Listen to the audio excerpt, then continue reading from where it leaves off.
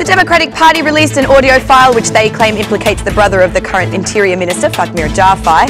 In response, the SP MP, Talon Bala, has declared no one is above the law but questioned the validity of the audio file. Giving his first reaction to the placement of Samir Tahiri under house arrest 2 days ago, the President, Ilir Mehta, stated from Teriku that justice must act independently to the rule of law. Visiting Saranda as part of the accountability tour, Minister Damyanjik Nouri discussed investment in tourist areas as well as environmental issues with the citizens before allowing them to express their concerns. Good evening, it's 6 o'clock on Monday the 14th of May 2018. Welcome to the English edition of Aura News. My name is Alexandra and I'm here to bring you the day's top stories from across the country translated into English. The Democratic Party has released an audio tapping purportedly exposing Agron Jaafai. Following the charges that have been made against the Interior Minister's Fatmir Jaafai's brother, the DP issued a special release for the media containing a video file. According to the MPs from the DP, Agron Jaafai is talking to a person implicated in narcotics trafficking. The Blue headquarters does not say when the conversation occurred, but has accused that the second person is a collaborator who has already been sentenced to prison. However, the Socialists have raised their suspicions that the audio denouncement published by the Democratic Party for the Interior Minister's brother may not be authentic. The Socialist Party Parliamentary Group Chairman, Talon Bala, during a media statement, called on the prosecution to investigate audio interception. He added that if the evidence is found to be real, Fatmir Jaafai should face justice, and in the opposite case, the denouncer should be made to take responsibility. The Democratic Party claims that the audio material is authentic. If that is the case, then Agron Jaafai is implicated. But is it authentic evidence or just the next fraud in an attempt to block the opening of negotiations and block the new justice system, suggested Talon Bala. According to Bala, no one is above the law and all this is being done to prevent the justice reform. The prosecution should not leave the issues to the accusers but instead start investigating. For us, no one is above the law. The prosecution should not miss a minute. We are looking forward to learning the truth, said Talon Bala.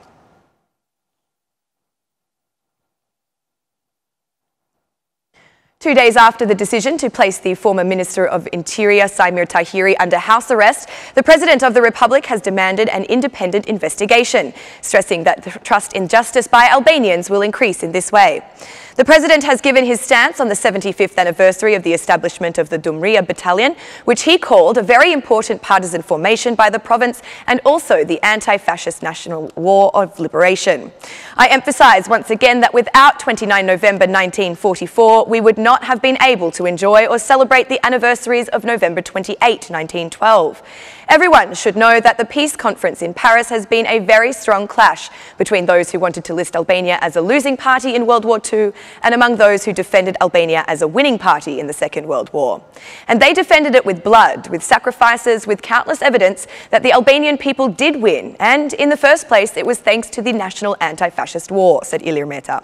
The President stressed that we should be proud and we should always be grateful to those who gave everything, especially those who gave the most precious thing, their youth, to save the future of Albania, while underlining the efforts for EU integration. Just as we are proud to be members of NATO today, we are also very close to opening negotiations for EU membership. This has been a dream of our martyrs and partisans because the foundations of a united Europe were built after that war, based on freedom and, first of all, on the values of anti-fascism, explained Ilir Mehta. For the President, it is a moment to bow down with respect and deep gratitude to the numerous and extraordinary martyrs from the battalion of Dumrea, from the Deputy Commander, Siri Kodra, to many other figures in one of the heroic battles of Poiska.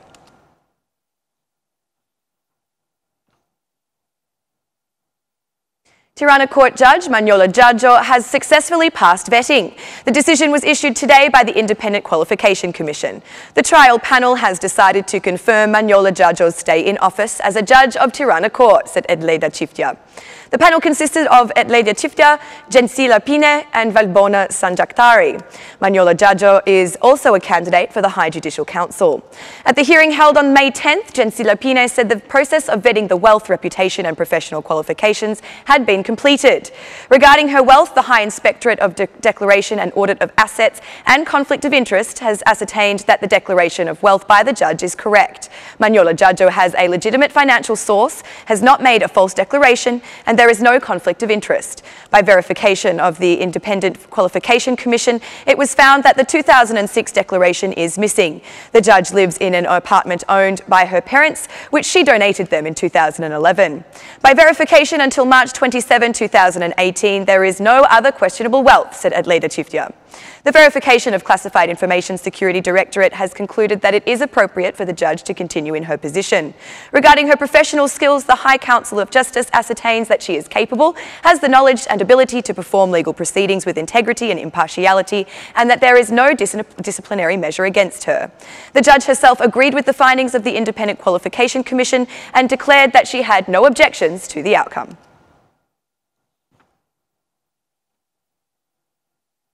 The municipality of Tirana has continued with investments in the creation of public spaces. Mayor of Tirana, Arion Veliay, and Health Minister, Ogerta Manastirliu, inspected the closure of works in the Don Bosco area while praising the transformation that the residential area has undergone, including the whole neighbourhood of Don Bosco. It's important to remember how this space was, to understand how much we need to make the city more livable for our citizens, especially for the children. I remember when we came here in the beginning, people told us, do not remove our cars. Why? Is this the city of our dreams? No, the city of our dreams is this new community, this transformation, said Arion Veliay. According to the mayor, children are the most important citizens of the city.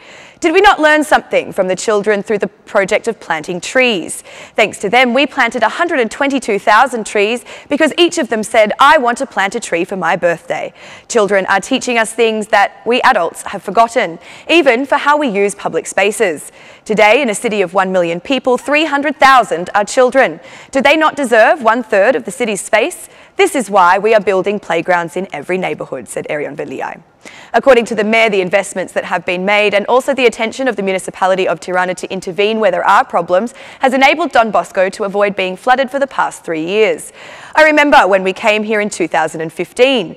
The biggest drama was not this minor intervention at the end point of the neighbourhood, but the major arterial of Don Bosco Road, which suffered from floods every year. This is the 3rd year that Don Bosco has not flooded, so the change is as obvious as the difference between day and night, said Arion Veliay. The mayor of Tirana stressed that the benefits for residents also includes adding value to their properties. Veliay also took the opportunity to highlight his support for the municipality's decision to ban the use of plastic bags.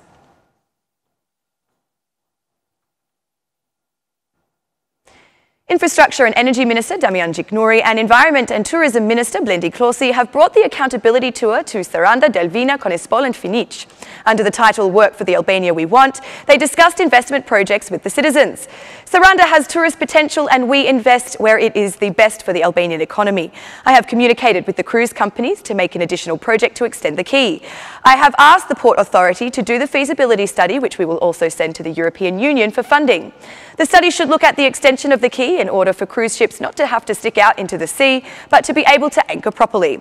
There must be a bigger number, and there is a possibility that from April to October, we will have at least one cruise ship in Saranda every day, said Damian Jiknouri. Even in these meetings, Minister Clossy emphasised the action for environmental clean-up and the abolition of abusers. The entire state structure is set in motion to resolve this issue. We would like, together with the municipality, to also have the noise controlled. Music should be confined to a certain time, and the municipality has defined areas where it is allowed and where not. We would like to have safety on the beaches and a clear division as to where sea vehicles will be allowed to travel, said Blendi Clossy. In Delvina, Jiknouri promised that 2 public works will begin within the year, both of which are very important to the community. The 2 projects are for the Kardich-Delvina Road and the water supply of the city.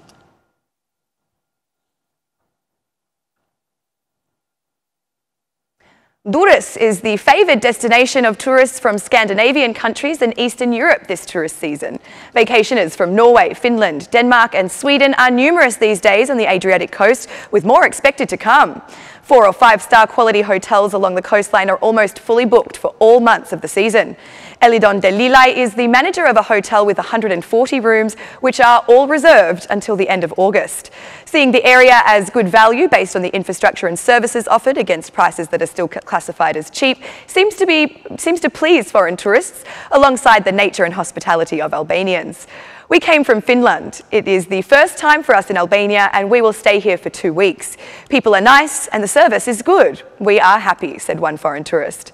There are also tourists who have arrived independently of tour organisations, which allows them to stay longer and truly discover Durrës.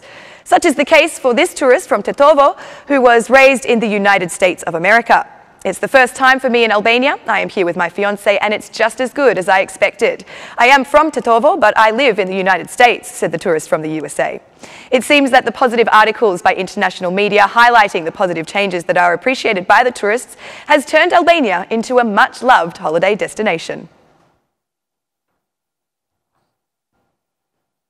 And that's the news across the country today. Thank you for watching our English edition this evening and be sure to join me again every Monday to Saturday at 6 p.m. for the latest news from Albania. Once again, on behalf of Aura News, thank you and good night.